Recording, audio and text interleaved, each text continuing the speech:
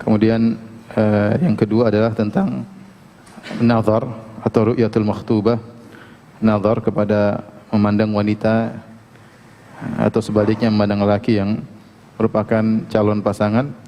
Dan yang ketiga adalah al-khitbah, melamar. Ini tiga hal yang akan kita bahas pada kesempatan kali ini. Yang pertama adalah tentang sifat-sifat yang dianjurkan dalam syariat yang terkait dengan pasangan atau calon pasangan ya. Tentunya seorang ketika ingin menikah tidak tergesa-gesa, jangan terbawa dengan perasaan yang datang tiba-tiba ya.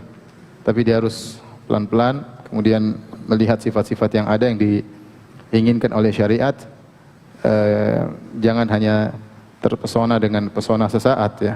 Karena tali pernikahan ya diharapkan kedua mempelai ya bisa berlangsung dengan lama dan bisa mewujudkan tujuan-tujuan syariat dalam pernikahan tersebut ya. Oleh karenanya berusaha memilih pasangan atau calon yang memiliki sifat-sifat yang dituntut dalam syariat. Di antara sifat-sifat tersebut yang pertama adalah, yang paling utama adalah agama yang baik ya. Agama yang baik ya. Karena bagaimana kita mengharap punya turunan yang terbaik, yang soleh, yang berpendidikan, sementara ibunya tidak demikian ya. Bisa saja anak kita menjadi cerdas dengan pendidikan orang lain, tetapi jika seorang anak dibimbing langsung oleh ibunya, tentu ini yang diharapkan, yang terbaik, yang menjadi contoh bagi putrinya, yang memberikan contoh keteladanan dalam ibadah, dalam keteladanan dalam zuhud ya. Karena pengaruh orang tua terhadap anak luar biasa ya. Pengaruh ibu terhadap anak luar biasa. Jika ibunya hidupnya glamor, maka anaknya pun demikian. Jika ibunya jauh dari ibadah, maka anaknya pun demikian. Karena itu yang dilihat praktek langsung dari orang tuanya. Maka seorang ketika hendak menikah, dia berusaha mencari sifat-sifat yang terbaik yang ada pada calon pasangan. Yang sifat paling utama adalah agama ya. Rasulullah SAW bersabda, "Tunkahul mar'atu li arba'." Wanita dinikahi karena 4 perkara. 4 perkara ini semuanya hukumnya mubah, boleh. Apa saja? 5 liha karena hartanya. Yang kedua wali hasabiha karena kedudukannya. Yang ketiga wali jamaliha karena kecantikannya. Yang keempat wali diniha karena agamanya. Fadhfar bidzatid din taribat yadak. Maka hendaknya engkau menang dengan memperoleh wanita yang bagus agamanya. Jika tidak, maka kau akan merugi. Ya, kau akan menempelkan tanganmu di tanah. Rasulullah SAW sebutkan ada 4 sifat yang menjadi sebab seorang laki menikahi wanita. Kadang seorang laki menikahi wanita karena hartanya ya. Mungkin wajahnya biasa, agamanya, tapi dia kaya raya. Wanita tersebut kaya raya, maka dia nikahi. Atau karena kedudukannya, dia mungkin anak pejabat, mungkin dia anak darah biru atau terpandang di masyarakat, maka dia nikahi. Dengan dia nikahi dia ikut terpandang ya. Yang ketiga karena kecantikannya. Mungkin dia orang miskin, mungkin dia tidak terkenal, mungkin tidak tidak terpandang, tapi dia cantik, maka dia pun nikahi. Dan yang keempat karena agamanya. Kata Nabi SAW, fadfar itu dhafar, seakan-akan mendapatkan sesuatu. Artinya kalau orang-orang sibuk dengan yang lain, kamu segera dapat yang karena agamanya. Karena itulah yang akan mendatangkan kebahagiaan bagimu. Demikian juga sebaliknya, ini kalau mencari wanita, cari wanita yang solehah. Demikian juga seorang wanita mencari lelaki yang soleh. Rasulullah SAW bersabda, "Idza khataba ilaikum man tardawna dinahu wa khuluquhu fazawwijuhu." Jika ada orang yang melamar terhadap adik perempuan kalian atau putri kalian yang kalian ridha, kalian suka dengan agamanya dan akhlaknya, fazawwijuhu, maka nikahkanlah. Illa taf'alu takun fitnatun fil ardi. Jika kalian tidak melakukannya, maka akan timbul fitnah di atas muka bumi, wa fasadun arid, dan akan muncul kerusakan yang besar. Ya, jadi lelaki mencari istri soleha dan wanita mencari suami yang soleh. Dengan kita mendapat calon yang soleh, yang bertakwa, yang baik akhlaknya, maka dengan berjalannya waktu, berjalannya zaman, semakin kuat ketakwaan tersebut. Karena kedua calon ini akan masuk dalam kehidupan rumah tangga, kemudian menghadapi pernak-pernik kehidupan ya. Karena dibekali dengan kesolehan, ketakwaan, semakin kokoh agama tersebut. Semakin kokoh agama tersebut. Ini yang sangat dibutuhkan dalam kehidupan rumah tangga ya. Tentunya untuk mengetahui seorang solehah, ya dari sisi akhlak dan agama. Jadi dua dilihat, agamanya bagaimana, akhlaknya bagaimana. Karena Rasulullah SAW mengatakan, idza khataba ilaikum man tardawnahu dinahu wa khuluquhu. Jika datang kepada kalian orang yang kalian ridhoi agamanya dan akhlaknya. Jadi agama dilihat, agama dari sisi mungkin ilmunya, mungkin dari sisi rajin ibadahnya, ya dari sisi bertakwanya, dari sisi penampilannya, dari sisi waraknya, itu diperhatikan. Kemudian dari sisi akhlaknya, bagaimana akhlak terhadap keluarganya, terhadap tetangganya, terhadap temannya. Nah ini kita butuh tanya-tanya, butuh bertanya. Terutama kalau kita cari wanita, dengar wanita tersebut bagaimana, coba cari informasi tentang dia. Tanya sama teman-temannya bagaimana akhlak. Kalau dikenal semua orang muji akhlaknya bagus, orangnya lembut, orangnya penyabar, udah bismillah ya. Bismillahi tawakkaltu ala Allah. Jadi kalau dengar dia baik, insyaallah berarti sudah lengkap, agamanya bagus ya, akhlaknya baik. Karena ada yang agamanya bagus tapi akhlaknya enggak bagus. Mungkin dia rajin baca Quran tapi suka marah-marah, suka bentak-bentak orang, suka merendahkan orang. Hafal Quran, perempuan hafal Quran tapi sombongnya minta ampun. Ada saja gitu laki-laki hafal Quran tapi sombong ya, seperti itu ya. Kamu berapa juz hafalannya? Gua 30 juz, sombong ya. Ya. Jadi kita berusaha semaksimal mungkin mencari dua ini. Agamanya bagus, akhlaknya bagus ya. Ini yang kita harapkan. Perlu diperhatikan, penulis di sini menyampaikan la yufhamu mimma dzakarna anna 'alal insan an ya'zif 'anil hasabi wal jamal. Bukan berarti yang kita sampaikan ini seorang menjauh dari kedudukan dan kecantikan. Enggak, orang juga menikah karena kedudukan dan kecantikan. Tapi yang paling utama apa? Adalah agama. Wa inna ma yajibu an yufham an hadhihi sifat idzan faradat fil makhtubah kana din afdalaha. Tapi maksudnya kalau seandainya tidak ada sifat empat tersebut, hanya satu, pilihlah yang beragama. Tapi kalau bisa berkumpul empat-empatnya, Masya Allah. Ya. Nurun ala nur, cahaya di atas apa? Cahaya. Ya. Tapi ada yang seperti begini, cantik, kaya, terus apa lagi? Terpandang, agamanya solehah. Ada enggak? Ada, tapi bukan untuk antum. Jarang-jarang ada ya, tapi bukan untuk antum. Cari, siapa tahu ada. Mungkin di sela-sela di bawah-bawah mungkin. Naik pohon, turun pohon, siapa tahu lembah turun lembah, lewat udara, lewat lautan, insya Allah dapat ya. Tapi ini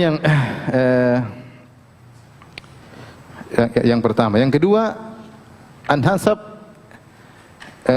fi kullin min az-zawjain. Ya, perlu diperhatikan juga adalah nasabnya, yaitu tentang bagaimana asalnya. Bagaimana asalnya, kalau bahasa kita bibitnya ya, bibitnya bagaimana.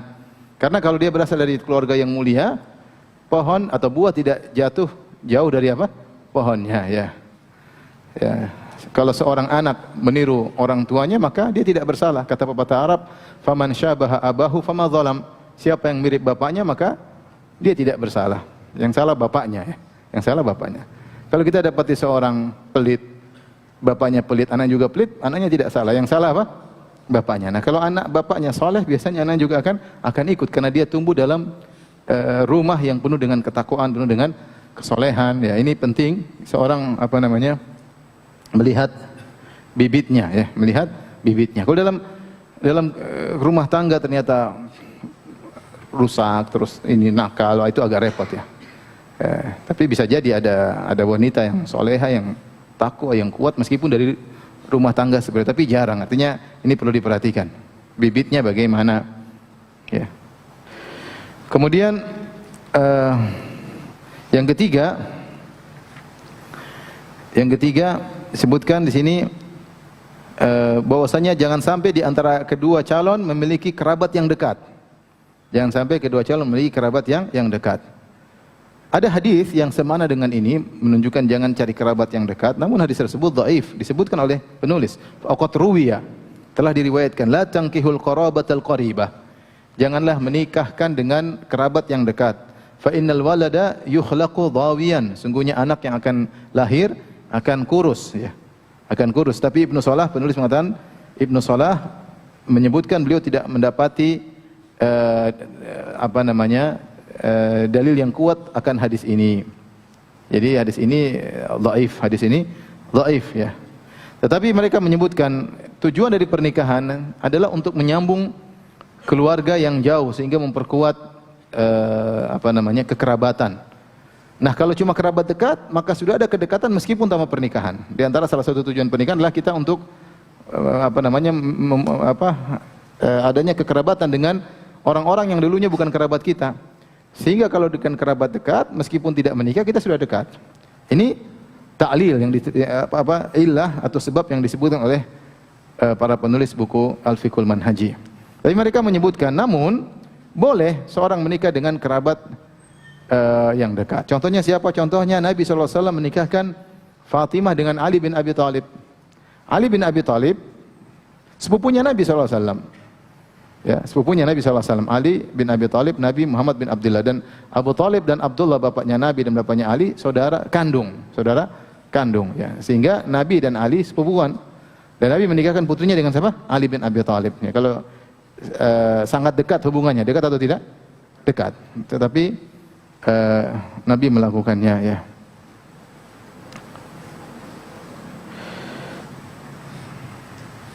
Artinya ini boleh. Tapi intinya hadisnya dhaif. Adapun sebagian ulama yang pandang dari sisi kesehatan, bahwasanya kalau menikah dengan kerabat yang dekat bisa menimbulkan cacat. Ini tinggal kembali kepada medis. Kalau itu benar secara gen, ya, maka itu benar secara terbukti dan ilmiah, maka boleh-boleh saja. Tapi adapun hadis yang menganjurkan untuk tidak menikah dari kerabat yang dekat, maka hadisnya apa? Dhaif. Berikutnya, yang di antara sifat yang diperhatikan adalah kafaah, yaitu sekufu. Ya. Dan sekufu tersebut bisa ditinjau dari beberapa sisi. Yang pertama adalah tentunya dari agama, dari kesolehan. Tentu tidak pantas seorang fasik menikah dengan wanita solehah. Atau sebaliknya, tidak pantas seorang wanita soleh menikah dengan lelaki soleh. Afaman kana mu'minan kaman kana fasiqan la yastawun. Apakah sama orang beriman dan orang fasik? Tentu tidak sama.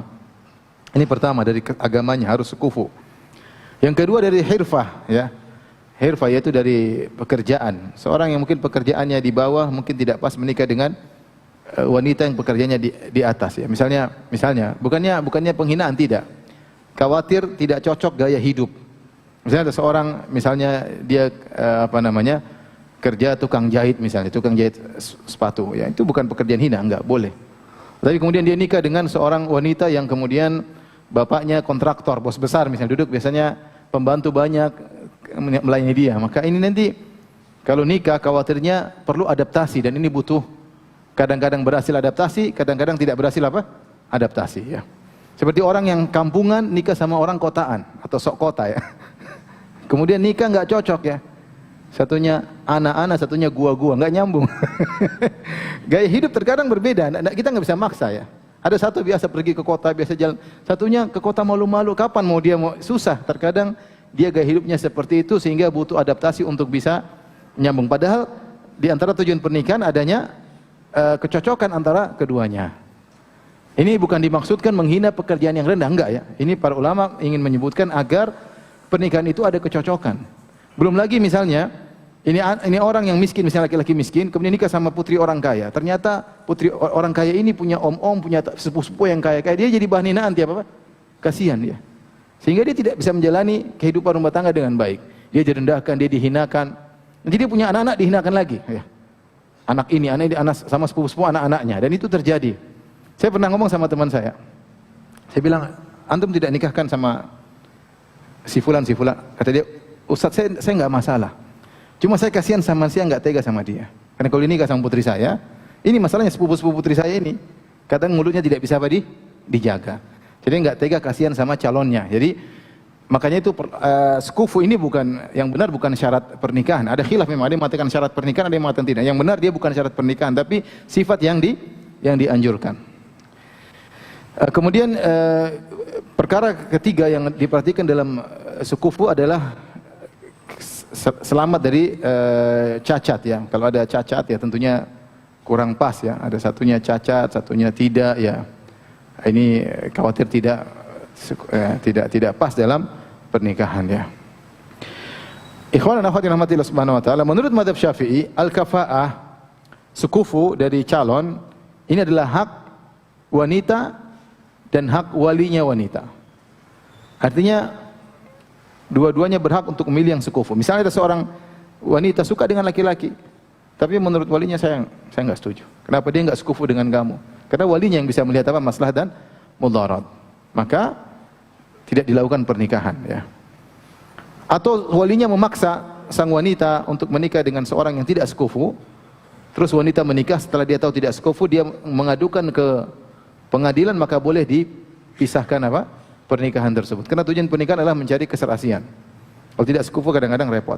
Tetapi jika keduanya pernikahan tersebut tidak batal, ya, sah. Dan seorang wanita menikah dengan laki-laki tidak sekufu, maka sah. Bukannya tidak sah, sah. Namun jika salah satu melapor kepada pengadilan ingin memutuskan pernikahan karena menganggap tidak sekufu, maka pengadilan menerima laporan tersebut dan akhirnya membatalkan apa? Pernikahan. Namun jika keduanya, sang wanita maupun para wali dari sang wanita, keluarganya setuju dengan menjatuhkan syarat kafaah sekufu, maka tidak jadi masalah. Contoh, sang wanita tahu calon suaminya ternyata cuma misalnya tukang bersih-bersih mobil misalnya, bersih mobil. Mungkin pekerjaan biasa. Tapi dia suka sama lelaki tersebut. Lelaki tersebut rajin sholat, dia sering perhatikan, sering ngintip-ngintip, ternyata lelaki tersebut suka sholat. Kemudian tampan, ganteng. Terus dia suka, terus dia bilang sama orang tuanya juga suka, ya nggak ada masalah.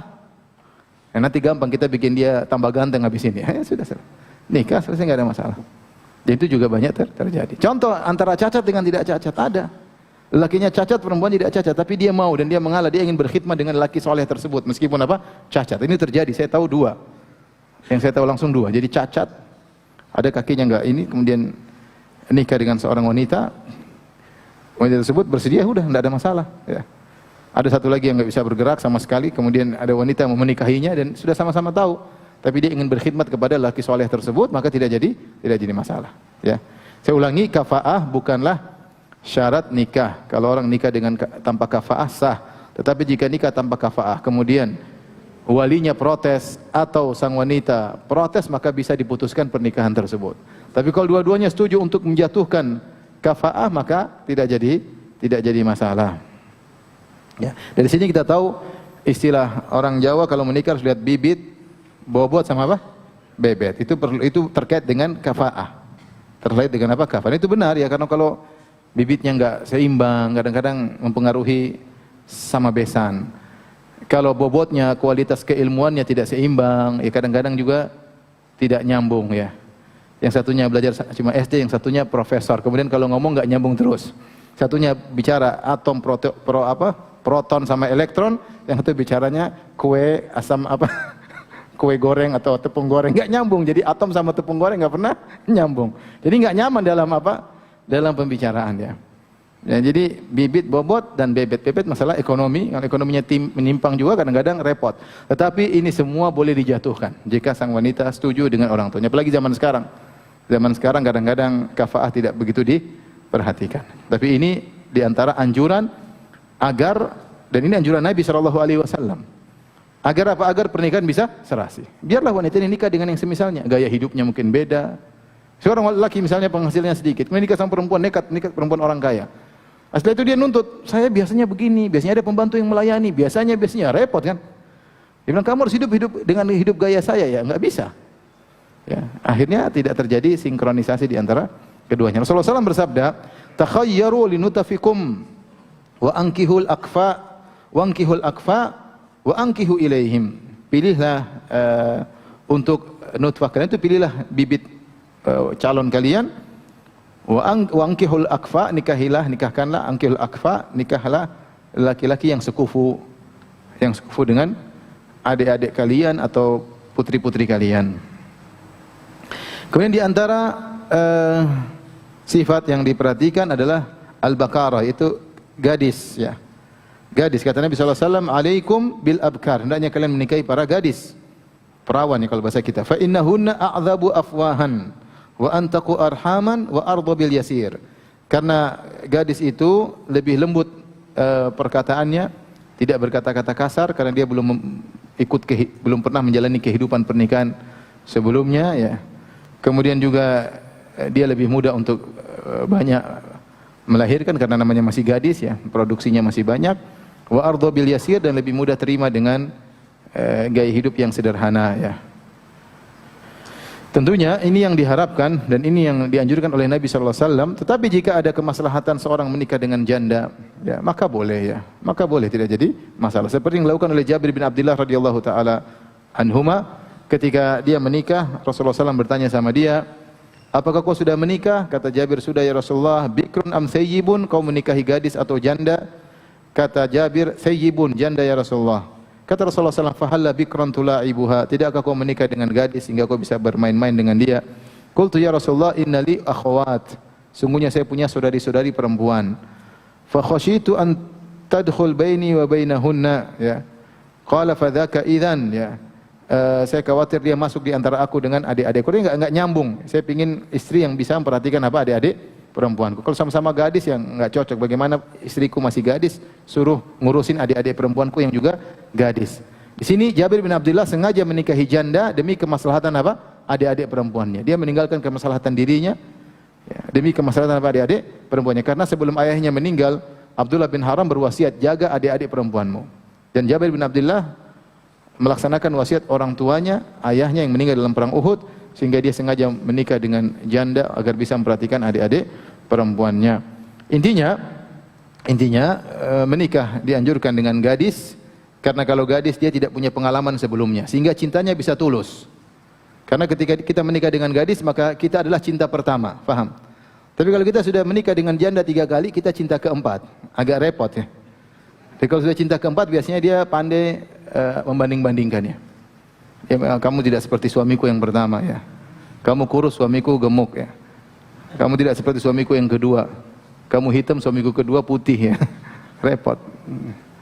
Jadi lebih bagus yang pertama, tentunya ini secara umum, namun terkadang kita menikahi janda karena ada banyak kemaslahatan ya. Makanya Aisyah radhiyallahu taala anha bangga ketika dia adalah satu-satunya gadis yang dinikahi oleh Nabi sallallahu alaihi wasallam ya. Dia berkata, "Ya Rasulullah, kalau seandainya kau menambatkan ontamu di sebuah lembah, apakah kau tambatkan ontamu di pohon yang sudah disinggahi oleh onta-onta yang lain atau di pohon yang belum disinggahi oleh onta sama sekali?"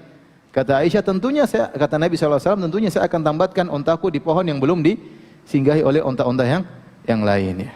Jadi tadi kalau istri pertama kita adalah suami yang pertamanya, gadis, dia gadis, maka insyaallah kita menjadi cinta yang pertama jika kita bisa memupuk cinta dalam pernikahan dengan baik ya. Dan sebagaimana dikatakan cinta pertama susah untuk dilupakan. Benar atau tidak? Wallahu a'lam. Kata seorang penyair, "Naqil fuadaka haitsu syi'ta minal hawa, famal hubbu illa lil habibil awwali." Silahkan pindahkan hatimu kepada siapa yang kau sukai. Sungguhnya cinta sejati adalah cinta yang pertama.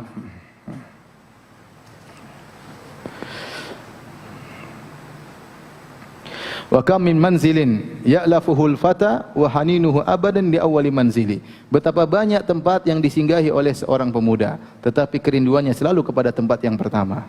Allah musta'an. Jadi kalau ada gadis alhamdulillah, kalau enggak ada ya janda oke, enggak ada masalah daripada jomblo merana ya. Taib. Dan banyak subhanallah orang-orang menikah dengan janda dan berhasil. Tergantung, jadi janda juga ada yang spesial, ada yang masing-masing. Jadi namun kalau boleh milih, kita pilih yang apa? Yang gadis. Kecuali seperti Jabir tadi ada maslahat menikah dengan janda. Di sini para penulis tidak menyebutkan sifat tentang kecantikan ya. Dia hanya mengisyaratkan bahwasanya kecantikan juga dianjurkan dan bisa berkumpul. Jika bisa berkumpul antara cantik dengan ketakwaan, maka itu yang terbaik. Tetapi itu diisyaratkan dalam pembahasan kedua tentang ru'yatul makhtubah, tentang nazar. Nah, di antara mukaddimat pernikahan kalau kita ingin menikah, setelah kita memilih seorang gadis sesuai dengan sifat-sifat, kita melihat ya. Namun saya ingatkan kepada para jomblo ketika memilih sifat-sifat, jangan terlalu ketat sifat-sifat tersebut ya. Harus kadang-kadang berlebihan, harus begini.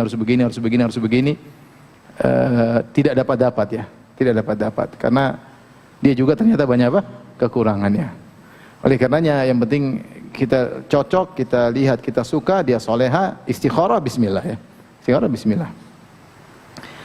Baik, Di antara sunnah yang dianjurkan oleh Islam adalah melihat kepada calon. Jika seorang hendak menikahi seorang wanita, hendaknya dia melihat calon tersebut, ya. Wa illam ta'dzan lahu wa illam ta'lam binadharihi. Bahkan syariat membolehkan meskipun wanita tersebut tidak mengizinkannya untuk melihatnya. Dan meskipun wanita tersebut tidak tahu, iktifaan bi idnis syar' lahu. Syariat membolehkan. Tapi benar-benar kita ingin nikahi dia. Bukan kita lihat-lihat dulu di mall. Artinya kita cari informasi, setelah kita tahu wanita kita suka, kita boleh lihat diam-diam, misalnya lagi keluar sama orang tuanya, kita lihat, atau kita sepakat dengan kakaknya, suruh lihat. Daripada saya ngomong nanti saya nggak suka, saya lihat dulu deh. Dia lagi, coba kamu ajar kemana, lagi jalan kemana, terus curi-curi pandang, kayaknya oke deh. Setelah itu baru dia nyatakan. Jadi ketika melihat wanita tersebut tidak harus minta izin. Tidak harus minta izin dan tidak perlu dia tahu. Dia tidak tahu pun nggak ada masalah. Karena ini demi kemaslahatan. Ya, demi kemaslahatan. Tapi tentunya sebatas yang dia lihat adalah sebatas yang bisa terbuka. Artinya wajah, tangan, ketika wanita tersebut keluar berjilbab, dia lihat, ya. Bukan dia ke kamarnya ngintip-ngintip, bukan, ya. Khawatirnya dilempar tetangga. Kamu jenggotan ternyata tukang ngintip. Saya mau nadur dia, dia ngatur yang benar nadur kok ngintip. Ya, jadi, tapi dibolehkan, ya, meskipun caranya gimana? Misalnya kita suruh teman kita jalan sama dia, atau dia mungkin lagi makan di warung kemudian kita lihat, atau dia masuk di kamar teman kemudian lihat CCTV. Tapi tadi tidak boleh lebih dari wajah dan apa? Tangan. Ini penurut mazhab Syafi'i. Ya, kalau kita mau lihat langsung hanya boleh wajah dan apa? Kedua tangan. Dan dengan dia tanpa diketahui dia tidak berhias, sehingga kita lihat aslinya seperti apa, ya. Nah, kalau kita kasih tahu juga bagus, kita kasih tahu, kita lihat dia, ya, kita ingin lihat dia ditemani, kan yang penting tidak boleh berkhalwat, tidak boleh berkhalwat. Ya, dia ditemani oleh kakaknya atau adiknya atau mahramnya, ya. Atau dia ditemani oleh beberapa ibu-ibu, misalnya mahramnya lagi nggak bisa datang, yang penting tidak ada apa? Khalwat. Tidak ada khalwat. Misalnya mahramnya nggak ada, ya udah ditemani oleh beberapa ibu, kita sendiri, kita lihat apa namanya? Calon tersebut, dan yang boleh dilihat hanyalah wajah dan apa? Kedua tangan. Lebih dari itu nggak boleh menurut mazhab Syafi'i. Ada khilaf tentang masalah ini, apa yang boleh dilihat. Ada yang mengatakan cuma wajah dan tangan, itu saja. Ada yang mengatakan boleh dilihat semuanya. Bahkan kalau dia tidak berbusana pun boleh dilihat. Pendapat yang ketiga tengah-tengah, boleh dilihat wajah, tangan, dan apa yang biasa terbuka ketika dia sedang di rumahnya. Wanita ketika sedang di rumahnya, apa yang sering terbuka? Rambutnya, lengannya kan? Lengannya, betisnya biasa terbuka. Kalau di rumah itu yang biasa terbuka. Itu boleh dilihat. Dan ini pendapat yang lebih kuat. Karena Umar bin Khattab radhiyallahu taala anhu ketika melamar putrinya Fatimah dan Ali, yaitu Ummu Kulthum, adiknya Hasan dan Husain, dilamar oleh Umar bin Khattab radhiyallahu anhu, maka Umar bin Khattab melihat apa? Betisnya, membuka betisnya, ingin lihat apa? Betisnya, ya. Akhirnya Umar menikah dengan Ummu Kulthum, adiknya Hasan dan Husain. Kemudian lahir seorang anak namanya Zaid bin Umar. Zaid bin Umar dari pernikahan tersebut. Jadi Umar bin Khattab adalah mantunya Ali bin Abi Thalib radhiyallahu taala anhum ajma'in. Taib,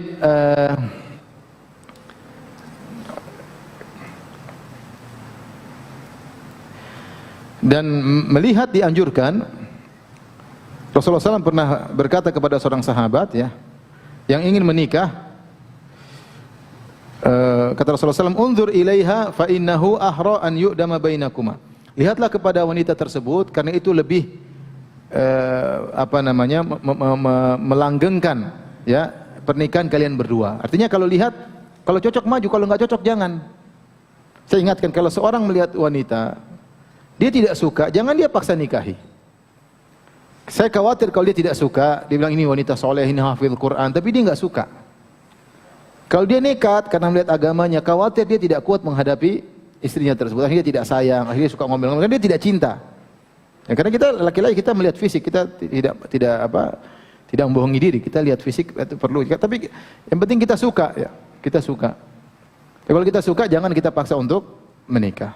Ini tuh banyak kasus terjadi seperti itu, ya. Saya pernah, waktu saya mau menikah dulu, ada seorang ustadz bilang sama saya, "Firanda, kau menikah?" "Ya." "Lihat ya."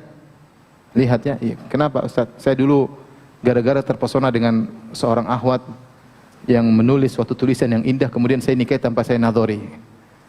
Dia menyesal." Akhwatnya pintar tapi ya, tapi sudahlah. Dia bilang sama saya, lihat ya, lihat, jangan sampai nggak lihat ya.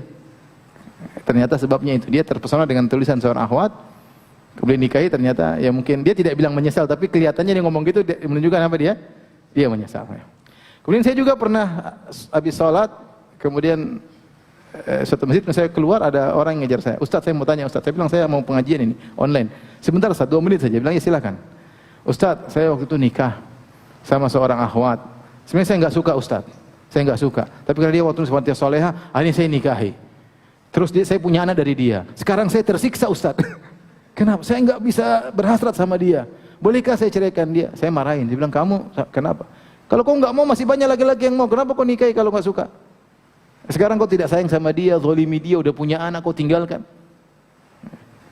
Ya, maksudnya jangan begitu ya. Coba kalau adikmu perempuanmu digitukan, ya. Ya beda kalau kau suka terus ternyata cekcok apa lain cerita. Dia nggak salah, dia soleha, dia baik, melayani kamu. Ya, kamu dulu nggak suka, jangan nekat. Jadi kalau orang nggak suka, jangan apa? Jangan nekat. Pokoknya kalau kita lihat, kita suka, Bismillah. Bismillah. Kalau nggak suka, jangan maksakan. Dan saya sampaikan bahwasanya kecantikan ada 2. Satu kecantikan disepakati, satu kecantikan diperselisihkan.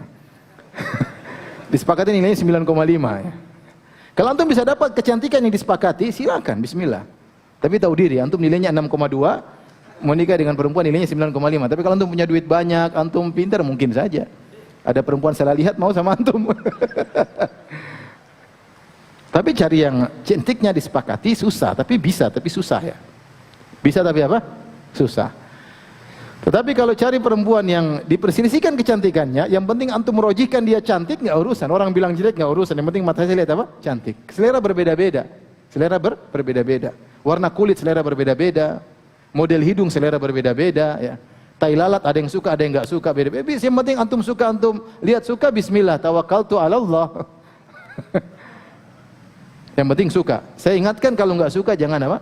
Jangan lanjutkan. Ya, jangan lanjutkan. Dan boleh menazar sekali, kalau belum ini 2 kali, 3 kali, 4 kali boleh, selama dia ridho juga ingin dilihat berulang-ulang, nggak ada masalah. Nggak ada masalah ya. Rasulullah SAW pernah ada seorang wanita menghibahkan dirinya kepada Nabi SAW. Dia mengatakan, "Ji'tu li ahaba laka nafsi." Ya Rasulullah, aku menghibahkan jiwaku untukmu. Ini saya ingin dinikahi oleh engkau. Fa sa'ada an-nadhara ilaihi wa sawwabahu thumma ta'ta'a ra'sahu.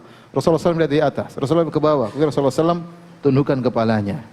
Itu Rasulullah SAW tidak mau, tapi Rasulullah SAW sungkan untuk mengatakan tidak mau. Akhirnya dia diam, Rasulullah juga diam, bilang enggak enak kan. Jaga perasaan dia. Tiba-tiba ada seorang laki-laki sahabat mengatakan, "Rasulullah, kalau kau ilam yakun laka hajah, ilam takun laka hajah. Kalau kau enggak mau, buat saya aja Rasulullah." Buat saja saya Rasulullah ya. Ada ustaz di telepon. Ustaz, ini ada akhwat, ustaz, buat ustaz. Aduh, saya nggak bisa poligami, saya gini. Ustaz, ini, buat kamu aja nih, buat kamu katanya. Dipaksa poligami, dia nggak mau. Dia bilang sama muridnya, kamu aja deh. Jadi Rasulullah SAW juga nazar, Rasulullah di atas, Rasulullah di bawah. Bahkan Rasulullah SAW pernah mengutus Ummu Sulaim ketika ada seorang wanita yang ingin dinikahi oleh Nabi SAW. Rasulullah SAW beruzur untuk melihat langsung, maka Rasulullah SAW mengutus Ummu Sulaim. Ummu Sulaim adalah ibunya Anas bin Malik radhiyallahu taala anhu. Kata Rasulullah SAW, "Unzuri ila urqubaiha wa shummi awaridhaha." Kata Nabi SAW, lihatlah kepada urqub itu ini kalau kita kaki, di sini di atas tumit ada apa? Daging ya. Namanya urqub. Orang Arab dahulu melihat ini untuk sebagai tanda apa? Mereka mungkin tahu lihat, oh ini berarti bodinya begini. Mungkin mereka punya ilmu sendiri. Kalau kita lihat gini bingung nggak tahu ini apa maksudnya. Tapi kalau Arab dulu mereka tahu. Dengan melihat urqub di atas tumit, mereka tahu tentang sifat wanita tersebut secara fisik. Berarti Rasulullah SAW perhatikan fisik juga. Ya. Kemudian wasyumi awaridhaha, kata Nabi SAW, cium bagian tubuhnya itu, coba kau dekat mulutnya ada bau atau tidak. Berarti Rasulullah SAW perhatikan masalah apa? Kebersihan ya. Kebersihan ya, karena Rasulullah SAW memperhatikan kalau ternyata istrinya tidak bersih, tidak nyaman ya, hidup ya. Cantik tapi kalau bicara ambune masya Allah abab repot ya. Ini bersihan. Dan gaya hidup bersih itu adalah gaya hidup orang ya. Kalau tidak bersihan sudah nikah disuruh bersih juga susah, malas bersih-bersih, berantakan kasur dia cuek aja, karena itu gaya hidup. Tapi kalau gaya penampilannya bersih, rapi, ini insya Allah gaya hidupnya apa? Bersih ya. Jadi kalau menurut penulis Al-Fiqhul Manhaji, yang boleh dilihat kalau sepakat hanya wajah dan apa? Tangan. Tapi kalau ngutus perempuan sebagai perwakilan, maka boleh lebih lihat daripada itu. Boleh, lebih daripada itu. Namun saya katakan pendapat yang benar, wallahu a'lam bishawab, adalah boleh melihat yang biasa terbuka ketika seorang wanita sedang di rumah. Rambutnya boleh kelihatan, lengannya boleh kelihatan, betisnya boleh kelihatan. Itulah yang biasa terlihat oleh seorang wanita ketika sedang di rumah, ya. Sedang di rumah. Baik.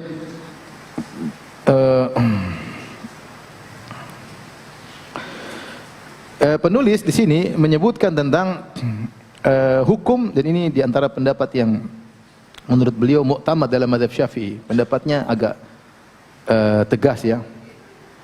Saya bacakan. Hukmun nadhrul ajnabi ilal mar'ah. Hukum seorang lelaki asing melihat wanita yang tidak halal baginya. Wa yahrumu nadharu rajulin balighin aqilin mukhtarin walau syaikhan aw ajizan wa kadzalika al murahiq wa huwa man qaraba al bulugha ila ayyi juz'in min jism imra'atin ajnabiyyatin kabirah wal kabiratu hiya man balagat haddan tushtaha fihi walau kanat ghairu balighah walau kana dhalika al juz'u al wajh wal kaffain. Kata beliau, haram bagi seorang laki yang sudah balik, yang berakal dan tidak dipaksa meskipun sudah tua. Ya, meskipun sudah tua atau sudah dalam kondisi sakit misalnya, ya, sudah tua. Demikian juga lelaki yang sudah mau balik laki-laki misalnya umur 14, misalnya umur 13, 12 sudah mau balik. Ini wajib untuk tundukkan pandangan. Tidak boleh melihat bagian manapun dari tubuh seorang wanita yang sudah besar. Yang besar, wanita besar maksudnya meskipun belum balik, tapi kalau dilihat bisa menimbulkan syahwat. Wanita balik mungkin umur 10, saya nggak tahu zaman sekarang umur 10 atau 9, umur 10, 11. Artinya dia sudah umur 11, biasanya sekarang wanita banyak umur 12 ya. Anak-anak saya kalau nggak salah umur 12 atau 13 baru apa? Balik. Tapi umur 12 sudah kelihatan dia besar. Ya, meskipun dia belum dewasa, menurut mazhab Syafi'i tidak boleh seorang lelaki melihat apapun dari bagian tubuhnya, ya, untuk dilihat. Termasuk yang dilihat adalah wajah dan dua tangan juga nggak boleh. Jadi menurut mereka hanya boleh kalau ingin nazar, paham? Ini di antara dalil yang logis. Nah kalau boleh lihat terus ngapain nazar? Ngapain nazar? Justru disyariatkan nazar adalah untuk membolehkan yang tidak dibolehkan asalnya. Sehingga menurut mazhab Syafi'i bahwasanya tidak boleh seorang laki melihat wanita baik kedua tangannya maupun wajahnya kecuali dalam kondisi nazar. Walau lam takun hunaka fitnatun ala sahifil madhab. Meskipun tidak khawatir fitnah. Saya lihat saya enggak tertarik, saya enggak bersyahwat, tetap enggak boleh kata menurut mazhab Syafi'i. Kenceng juga ini. Ini pendapat yang muktamad, yang paling sahih menurut penulis buku Al-Fiqhul Manhaji. Pendapat yang lain dari pendapat mazhab Syafi'i, kalau tidak menimbulkan fitnah tidak apa-apa melihat. Tidak apa-apa melihat, ya. Melihat seorang misalnya ibu-ibu, kita enggak tertarik, ya. Wajahnya kedua tangannya. Menurut pendapat Syafi'i yang lain, kalau tidak takut fitnah enggak apa-apa lihat. Tapi menurut penulis buku ini Fiqhul Manhaji, ini pendapat yang sahih yang lebih kuat dalam mazhab Syafi'i, tidak boleh meskipun tidak khawatir apa? Fitnah. Ini menunjukkan ketatnya mereka. Wa kadzalika yahrum 'alal mar'ati an tanzura ila rajuli ghairi hajah. Sebaliknya perempuan juga haram lihat kepada laki-laki kecuali ada kebutuhan. Kalau tidak ada kebutuhan enggak boleh ngelihat-lihat. Tidak boleh ngelihat-lihat. Allah berfirman, "Qul lil mu'minina yaghuddu min absarihim." Katakanlah kepada para laki tundukkan pandangan. Allah mengatakan, "Wa qul lil mu'minati yaghuddna min absarihim." Katakan kepada para wanita untuk menundukkan pandangan, ya. Kalau melihat saja tidak boleh tanpa hajat, apalagi kalau menyentuh tentu tidak boleh lagi. Namun beliau mengatakan boleh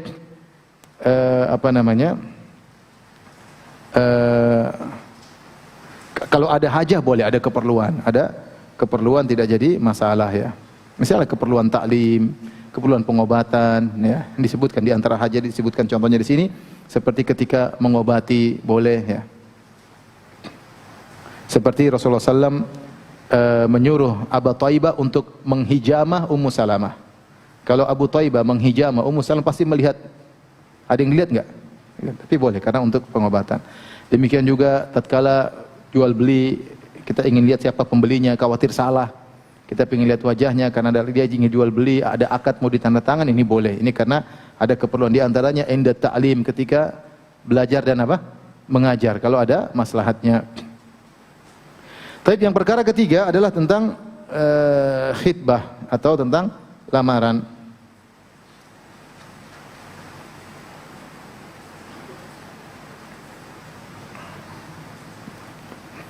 Jadi kita tahu bagaimana mazhab Syafi'i sulit untuk diterapkan atau tidak, banyak kita tidak terapkan. Orang-orang nonton film laki-laki yang melihat laki-laki saja, kalau tanpa hajat tidak boleh, paham?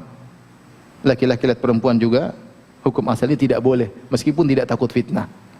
Kalau kita menerapkan apa yang ditetapkan oleh penulis buku ini, penulis fikih Syafi'i kontemporer, dia tahu mana yang muktamad, mana yang tidak ya. Kemudian orang menggampang-gampangkan sekarang pertemuan laki-laki perempuan, nonton film ini, nonton film anu ya. Artinya ya banyak ajaran yang tidak diajarkan. Ya. Tapi saya sedih waktu saya lihat ada seorang ditanya tentang seorang pakar mazhab Syafi'i, kemudian ditanya tentang nonton film Korea. Subhanallah, dia tidak bilang haram, dia muter kanan muter kiri. Ya, subhanallah, bilang aja haram. Apalagi perempuan nonton film Korea atau laki-laki nonton film Korea. Ya. Karena takut bilang haram, takut ditinggalkan oleh audiens, oleh followers. Taqullah, bertakwa kepada Allah ya. Ya.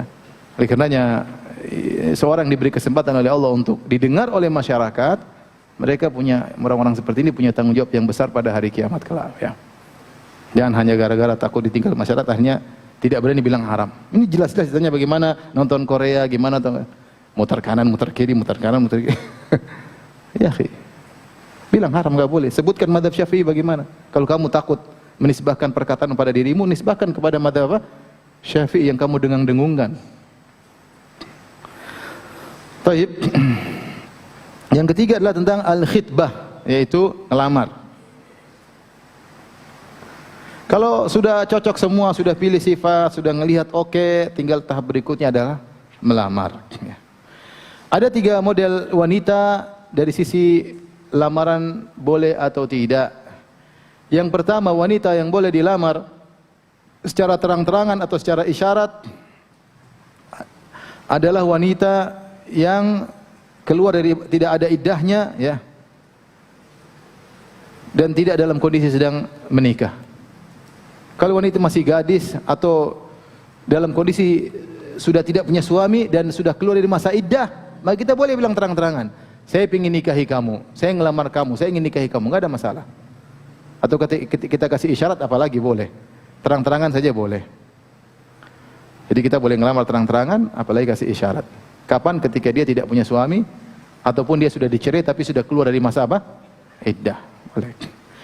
Kemudian yang kedua, yang boleh menyampaikan lamaran secara isyarat namun tidak boleh terang-terangan. Siapa wanita yang model kita boleh memberi isyarat untuk melamar tapi tidak boleh terang-terangan? Adalah wanita yang suaminya meninggal dan dia masih dalam masa iddah. Kata Allah Subhanahu wa taala, ya. Wala junah alaikum fima arradtum bihi min khitbatin nisa'i. Tidak mengapa kalian mengisyaratkan untuk mengkhitbah wanita yang suaminya meninggal namun dan dia dalam masa iddah. Tapi tidak boleh terang-terangan.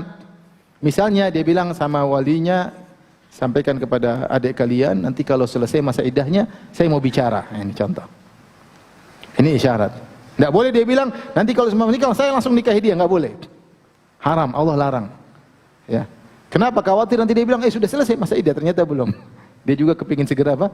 Menikah. Ya. Tapi dia boleh kasih isyarat. Keterang-terangan tidak boleh. Yang ketiga, wanita yang tidak boleh dikhitbah baik terang-terangan maupun secara isyarat adalah wanita yang masih punya suami atau wanita yang dicerai tapi masih talak raj'i, masih talak 1, talak 2. Ada seorang laki-laki dia ceraikan istrinya, baru talak pertama, masa iddahnya berapa? 3 kali haid. Ketika dia di masa iddah, laki-laki ada yang WA dia, ukhti, assalamualaikum, Allah ibarik fiik. Saya bersedia menjadi suamimu, ya. Kalau apa, saya siap ya. Kalau memang suamimu tidak pantas bagimu, saya siap menggantikan posisinya. Ini hukumnya haram, nggak boleh. Kenapa? Karena dia ditalak tapi masih tolak raj'i. Wa bu'ulatuhunna ahaqqu biraddihinna. Suami yang berhak untuk mengembalikan. Tidak boleh, haram hukumnya. Haram hukumnya. Beda kalau dia sudah ditalak satu atau talak dua tapi sudah keluar masa iddah. Maka ini boleh kita terang-terang, saya ingin nikahi kamu. Boleh.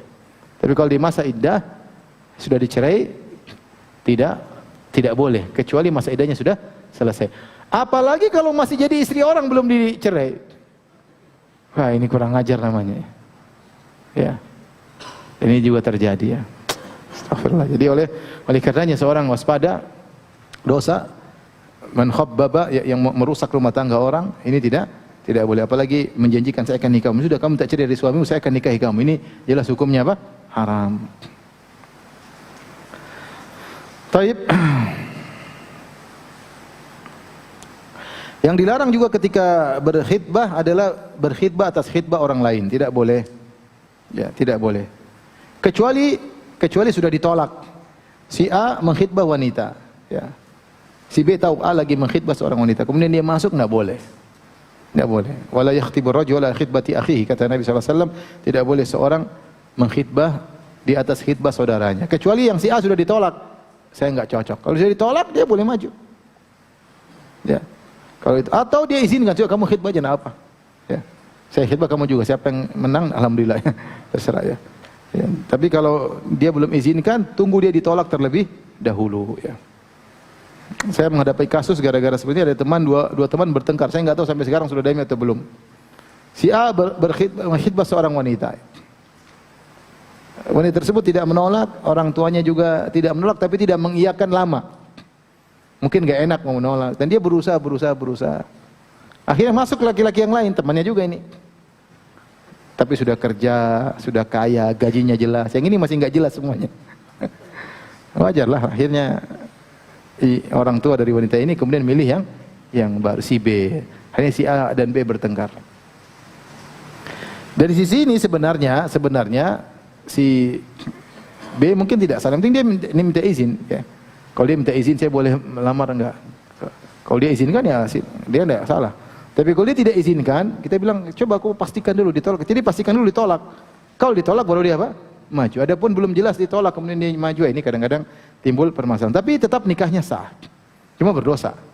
Nikahnya sah tetap berdosa. Kemudian terkait dengan masalah khitbah, kalau ada orang yang minta musyawarah tentang calon, dia datang kepada kita, Ustaz bagaimana pendapat antum tentang si fulan? Si fulan ini ingin menikahi putri saya. Ya kita harus jelaskan yang kita ketahui. Ya. Dia begini. Tidak boleh kita sembunyikan. Tidak boleh kita sembunyikan. Demikian juga kalau ada orang datang kepada kita, dia bilang, Ustaz, si fulan ingin nikahi putri saya. Meskipun dia tidak minta isyarat, tapi saya tahu laki-laki tersebut tidak pantas buat wanita. Saya boleh sampaikan, ini laki-laki enggak pas buat putri ibu misalnya. Sebagaimana Nabi SAW ketika didatangi oleh Fatimah bintu Qais, kemudian dia berkata, ya Rasulullah, dua orang melamar saya, Abu Jaham dan Muawiyah. Maka Rasulullah SAW mengatakan, amma Abu Jaham. Ya. Fadarrabun lin nisa, Abu Jaham suka mukul istri. Amma Muawiyah fasulukun la malalahu, Muawiyah tidak punya harta, ya miskin. Nikahilah Usamah bin Zaid, maka dia pun menikah dengan Usamah bin Zaid.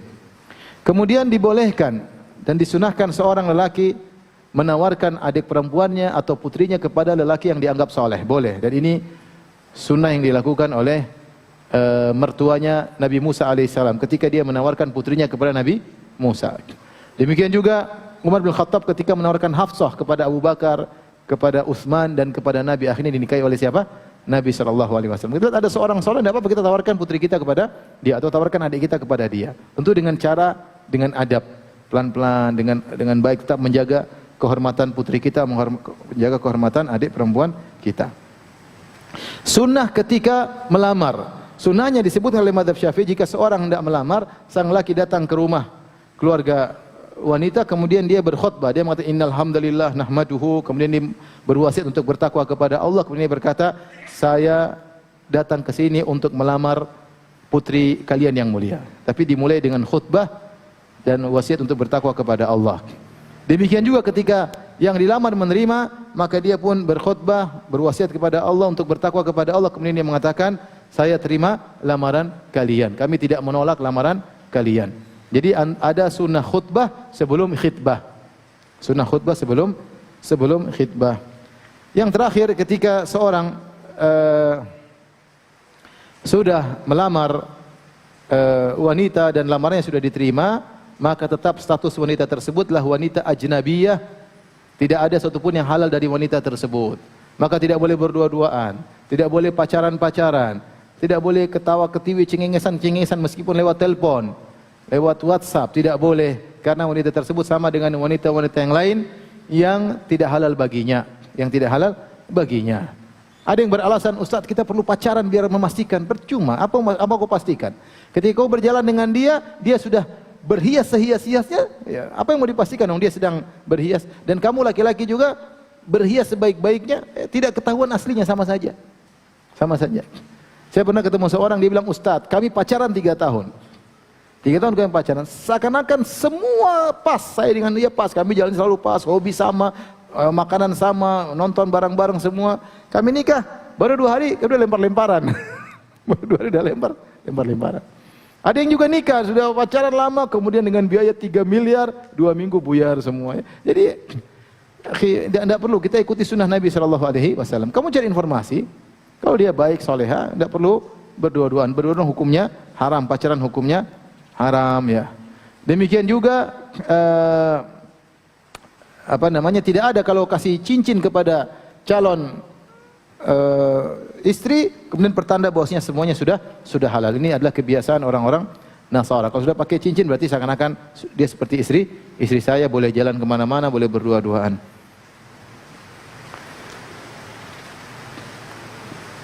Tetapi kalau mereka berdua berbicara tentang hal yang terkait dengan kemaslahatan pernikahan, boleh-boleh saja. Misalnya, ukhti, kalau nanti kita nikah, tinggal di mana? Boleh, ini kemaslahatan apa? Tapi tidak boleh berlezat-lezat dalam pembicaraan. Bicara secukupnya, karena dia masih wanita asing, dia masih laki-laki asing. Boleh, nanti kalau nikah tinggal di mana? Saya mau tinggal di New York. Waduh. Kirain mau di iya, di mana? Ciseeng, ternyata mau. Jadi boleh kalau di dalam rangka kemaslahatan, ya seperti itu. Boleh. Nanti kalau sudah nikah masih melanjutkan pendidikan atau tidak? Boleh-boleh saja. Ini boleh-boleh, tapi ada keterbatasan. Telepon boleh, telepon lagi gimana? Nanti kalau ini setelah nikah kita gimana? Mau tinggal di mana? Mau sewa rumah atau ngontrak rumah? Sama saja, Mas. Sewa sama ngontrak ada bedanya. Baik, azan ya. Silakan. Habis ini demikian, kalau ada yang bertanya saya persilakan.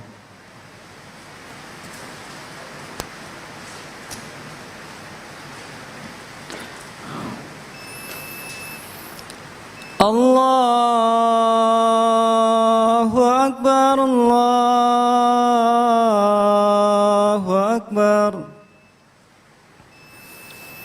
Allahu Akbar, Allahu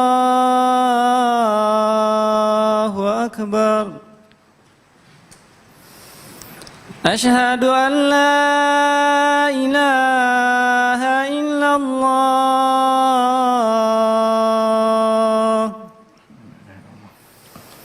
Asyhadu an la ilaha illallah.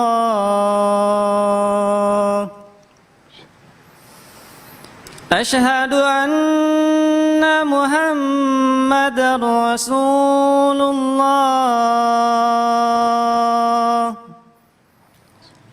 Asyhadu anna Muhammadar Rasulullah. Hayya 'ala salah.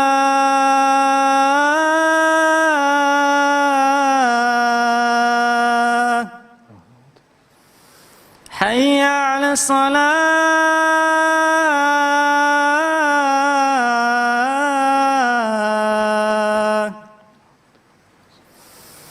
Hayya 'alal falah.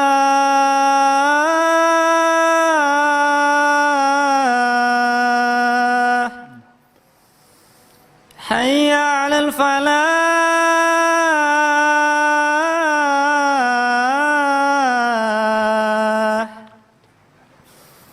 Allahu Akbar, Allahu Akbar. La ilaha illallah.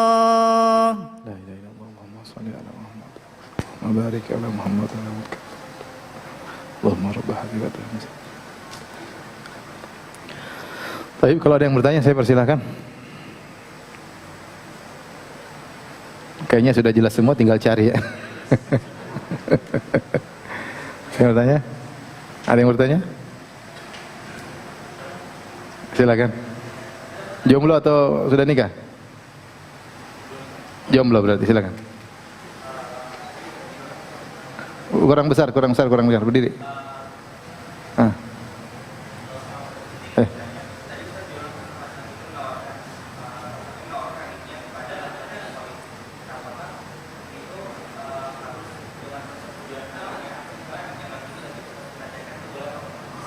Oh iya, kalau adiknya menikah harus setuju sama wanita.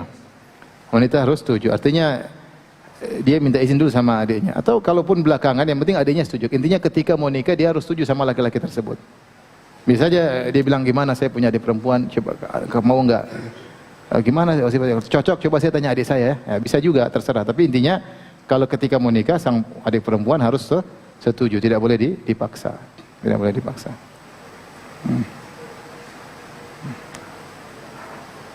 Ada lagi bertanya? Silakan.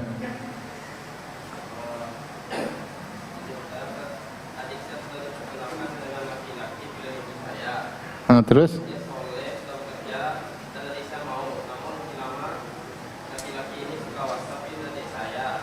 Terus?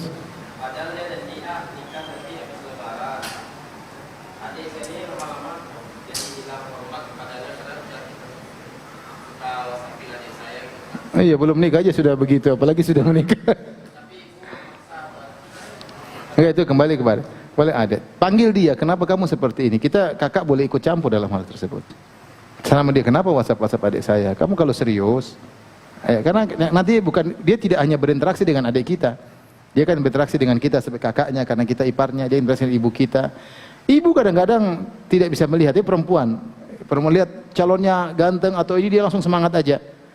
Oleh karenanya panggil dia, ajak ngobrol. Kalau mungkin ada sebab kenapa dia begitu, dia akan jelaskan kenapa saya WhatsApp karena gini. Ternyata misalnya uang yang saya siapkan untuk nikah ternyata untuk mengobati ibu saya yang sakit. Ada saja mungkin. Tapi panggil dia, ngobrol sama dia. Kalau dia punya alasan yang masuk akal, sampaikan kepada adik perempuan untuk bersabar sehingga dia kembali menghormati calon tersebut. Tapi kalau ternyata hanya tidak komitmen asal ngomong, wah bahaya. Kemudian punya calon suami yang tidak komitmen, ngomong nanti kalau sudah nikah sering obrol janji sama adik perempuan antum. Jadi tidak apa-apa dipanggil ngobrol. Kita sebagai kakak ngobrol, kamu serius atau tidak?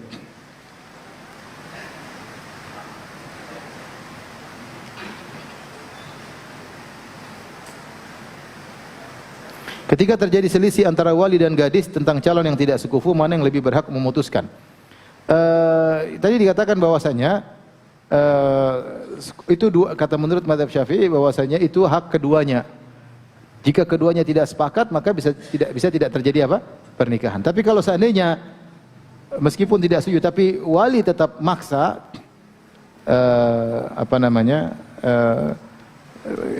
ini yang repot karena kalau sang wanita tidak setuju maka tidak bisa jadi karena dia harus menikah dengan apa? Keridhaan. Dia menikah dengan keridhaan.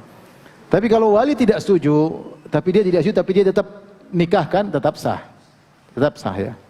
Tapi intinya dibicarakan, didiskusikan ya. Kenapa tidak setuju? Ya ada hal apa? Apa yang ditinjau dari sang wali? Ya karena terkadang tadi wanita namanya masih gadis nggak ngerti mana yang baik, bobot bebeknya tidak ngerti, wali lebih ngerti. Diskusikan aja.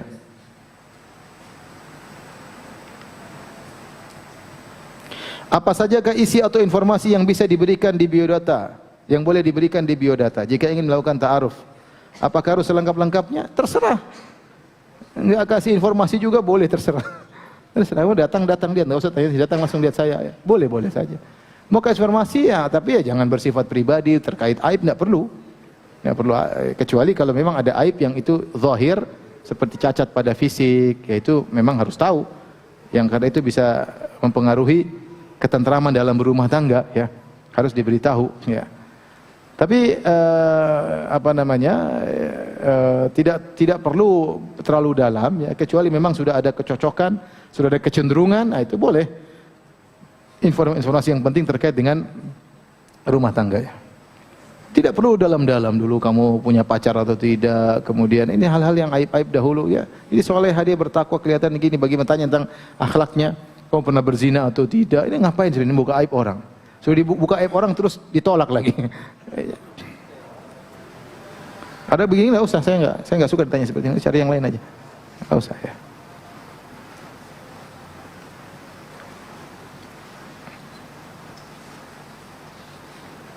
Bolehkah memaksakan diri untuk menikah ketika sudah begitu takut dengan maksiat, sedangkan diri belum mapan?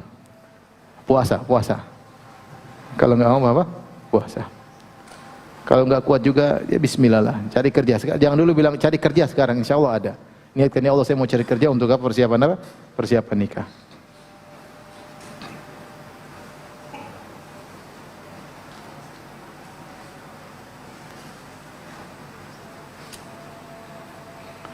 Saya minta nasihatnya Ustaz, akhwat ini ilmu agama sunnahnya sudah sangat baik, bahkan melebihi dari saya, tapi secara kecantikannya bukan atau kurang selera, kurang saya selera, dan saya masih berat di situ Ustaz. Bagaimana Ustaz mensikapinya, apakah saya lanjut atau tidak? Kalau antum enggak selera jangan. Kalau antum suka, artinya ada rasa suka, antum istikharah. Kalau enggak ada rasa suka sama sekali, saya tidak menganjurkan.